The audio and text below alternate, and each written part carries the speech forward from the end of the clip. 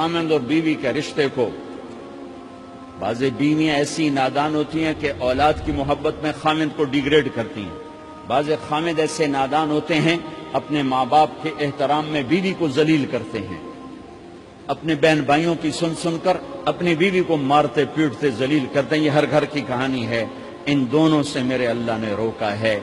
خامند اپنی بیوی کو سب سے زیادہ عزت دے، بیوی اپنے خامند کو سب سے زیادہ عزت دے۔ حقوق میں سب سے بڑا حق اب خامند اور بیوی کا ایک دوسرے کے ساتھ جوڑا گیا ہے کہ ان سے نسل چلنی ہے، ان سے نسل چلنی ہے۔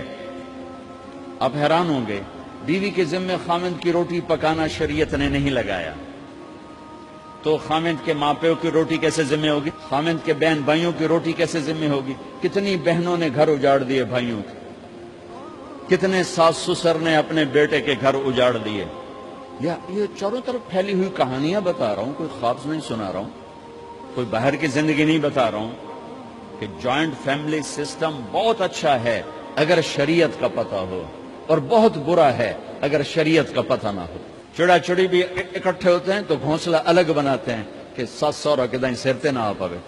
شریعت نے یہ عورت آنے والی لڑکی کا حق رکھا ہے کہ اگر خامند کے پاس طاقت ہے تو اس کو الگ گھر دے۔ اگر وہ ڈیمانڈ کرے کہ آپ مجھے الگ گھر لے کر دیں تو یہ ماں باپ کی نافرمانی نہیں، یہ حق تلفی نہیں، اس آنے والی کا حق ہے کہ اس نے تیری نسل کو سنبھالنا ہے۔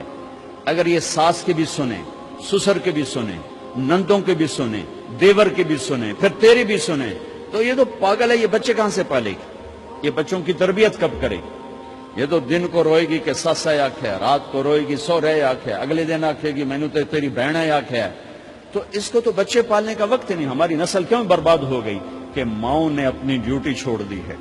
3 سال کا بچہ سکول میں ڈالنے بھلا سکول والوں کیڑی فکر ہے، انہوں نے پیسے لے کے انہوں کھڑاونا۔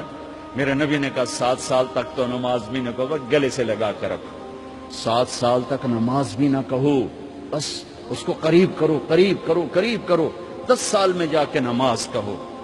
3 سال کے بچے کو ڈالتے ہیں سکولوں میں، اس کے لاشعور میں ماں باپ سے نفرت پیدا ہو جاتی ہے۔ یہ میری اب بیتی ہے، اللہ نے مجھے تبلیغ میں لگا دیا تو شریعت پڑھنے کے بعد اللہ نے میرا سر جھکا دیا، ورنہ میں تو بالکل باغی ہوتا۔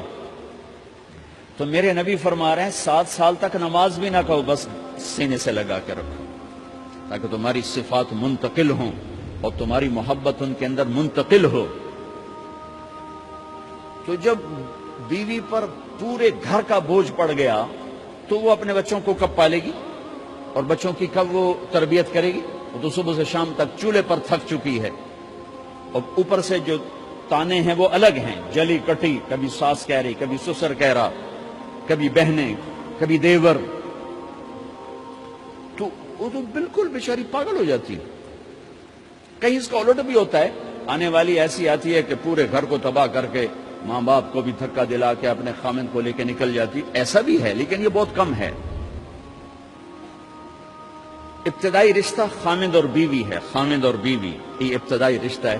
اللہ نے آدم کو بنایا اور حوا کو ساتھ بیوی بنایا، اولاد بعد میں دی۔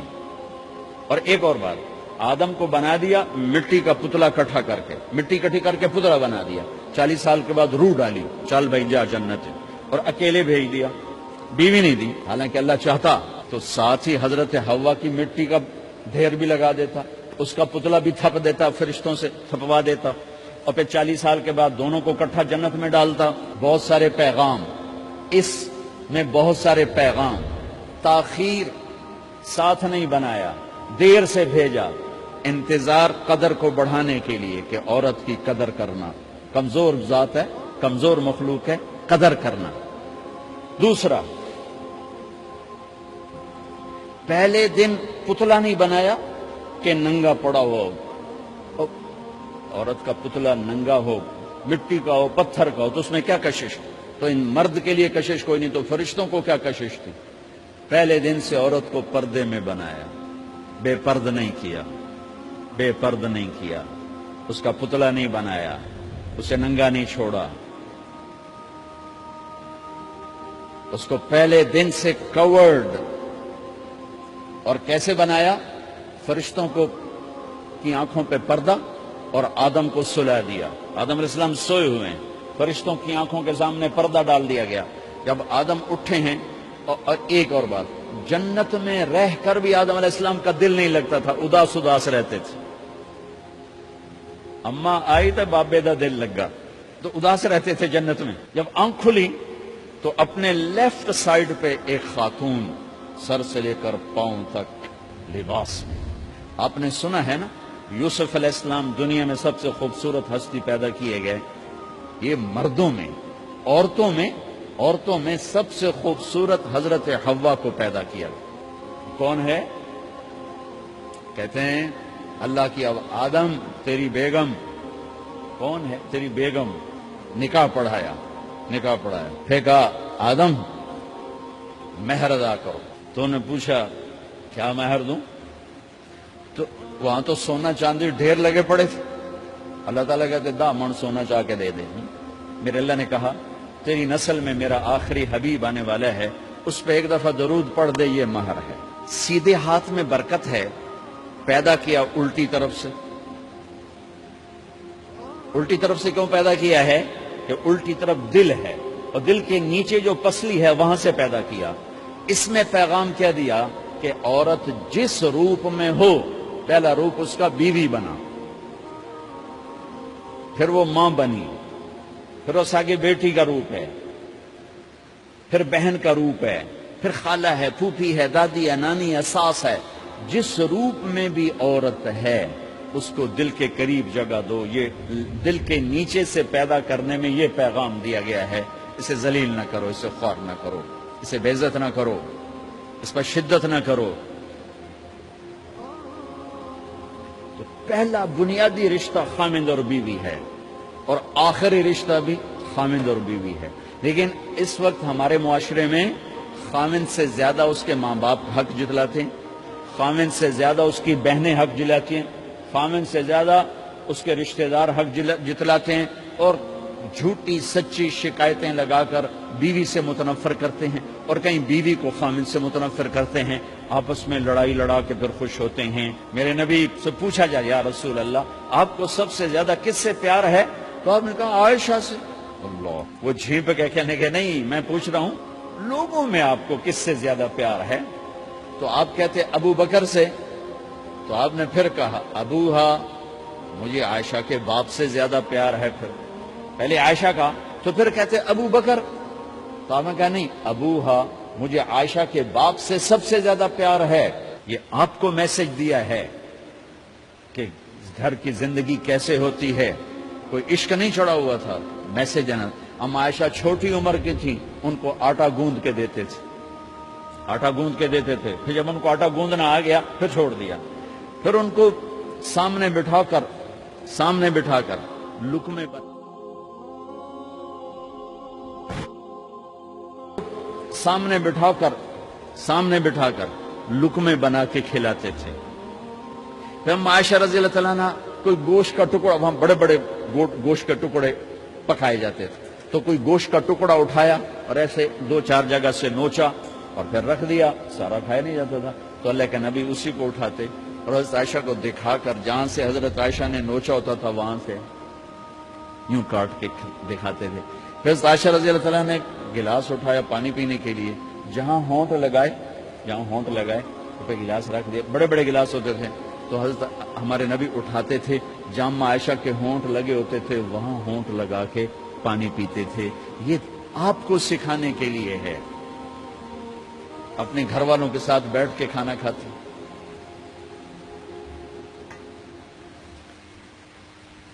یہ میرے نبی کی معاشرت ہے، یہ میرے نبی کی زندگی. گھر میں جھاڑو دیتے، اپنے کپڑے خود دھوتے.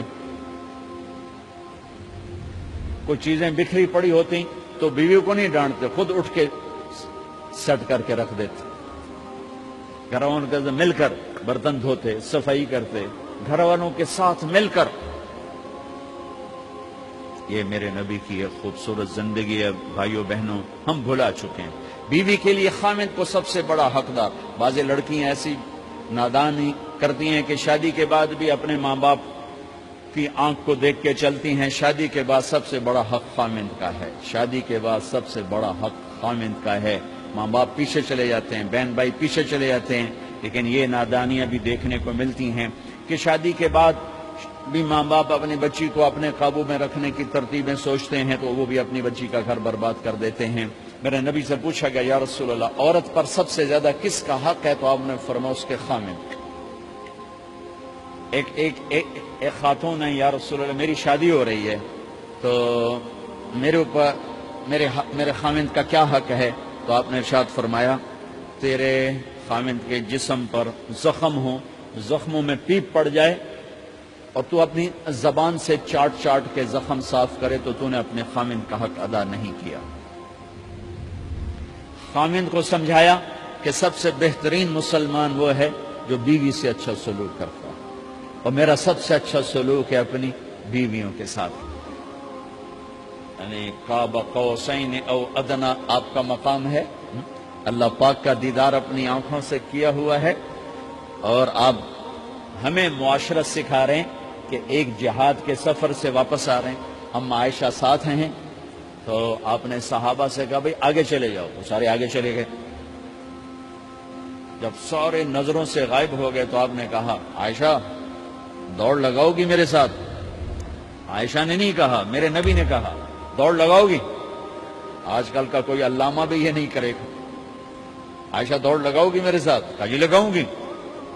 تو دوڑ لگائی تو عائشہ فرماتی ہے میں آگے نکل گئی، اللہ کے نبی پیچھے رہ گئے، چاہے آپ جان بوجھ کے آستہ ہوئے ہوں ان کی دل جوئی کے لیے۔ کچھ سال گزر گئے، پھر جہاد کے سفر سے واپسی ہو رہی ہے تو آپ نے صحابہ سے کہا بھائی آگے چلے جاؤ، تو سارے آگے چلے گئے، غائب ہو گئے۔ عائشہ دوڑ لگائیں؟ کہا جی لگائیں۔ تو فرمایا کہ ان دنوں میں ذرا موٹی ہو گئی تھی، جب دوڑ لگائی تو اللہ کے نبی آگے نکل گئے، تو پھر آپ نے کہا عائشہ ہذہ بتلک، عائشہ اب تیرا میرا حساب برابر ہو گیا، اس دفعہ تو آگے نکل گئی، آج میں آگے نکل گیا۔ یہ میرے نبی کی معاشرت ہے کہ بھری محفل میں کہہ رہے ہیں مجھے عائشہ سے سب سے زیادہ پیار ہے، اور عرب میں عیب تھا، جیسے ہمارے ہاں بھی عیب ہے کہ کوئی بھری محفل میں کہ مجھے بیوی سے سب سے زیادہ پیار، تو تیری ماں کتنے گئی؟ بھائی ماں کا اور خانہ ہے، بیوی کا اور خانہ ہے، ماں کی اور جگہ ہے، بیوی کی اور جگہ ہے۔ تو میں آپ سب سے کہتا ہوں ماں باپ کی وجہ سے بیویوں پہ زیادتی نہ کرو، بیوی کی وجہ سے ماں باپ پہ زیادتی نہ کرو۔